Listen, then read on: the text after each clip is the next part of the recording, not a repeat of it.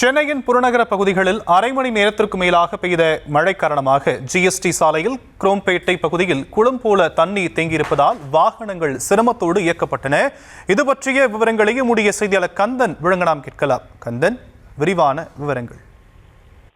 வணக்கம். தமிழகத்தில் காலை முதலே பல்வேறு மாவட்டங்களில் மிதமான மழை பெய்து வருகிறது. அந்த வகையில் தமிழ்நாட்டில் இன்று மட்டும் மதியம் இரண்டு மணி வரை, அதாவது 8 மாவட்டங்களுக்கு, சென்னை, காஞ்சிபுரம், திருவள்ளூர் போன்ற 8 மாவட்டங்களுக்கு மிதமான மழை வாய்ப்பிருப்பதாக வானிலை மையம் அறிவித்திருந்தது. அந்த வகையில் தற்போது சென்னை மற்றும் சென்னை புறநகர் பகுதி என்று சொல்லப்படும் இந்த தாம்பர சுற்று வட்டார பகுதிகளில் குரோம்பேட்டை, பல்லாவரம், கூடுவாஞ்சேரி, வண்டலூர் ஆகிய பகுதிகளில் அரை மணி நேரத்திற்கு மேலாக மிதமான மழை வெளுத்து வாங்கியது. இதனால் குறிப்பாக பல்வேறு தாழ்வான சாலைகளில் மழைநீர் தேங்கி நிற்கும் நிலை ஏற்பட்டது. குறிப்பாக தாம்பரத்திலிருந்து சென்னை ஏர்போர்ட்டுக்கு செல்லும் குரோம்பேட்டை ஜிஎஸ்டி சாலையில் முழங்கால் அளவுக்கு மழைநீர் தேங்கி நின்றது. இதனால் இந்த பகுதியில், அதாவது சென்னை நோக்கி செல்லும் வாகனங்கள் இந்த பகுதியை கடப்பதற்கு சிரமப்பட்டன. குறிப்பாக இந்த பகுதியில் வாகனங்கள் ஊர்ந்து சென்றதால் கடுமையான போக்குவரத்து பாதிப்பு ஏற்பட்டது.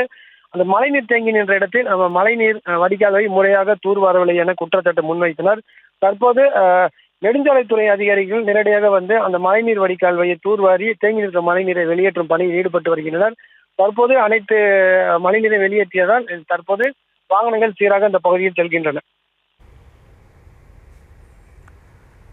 விவரங்களுக்கு நன்றி கந்தன்.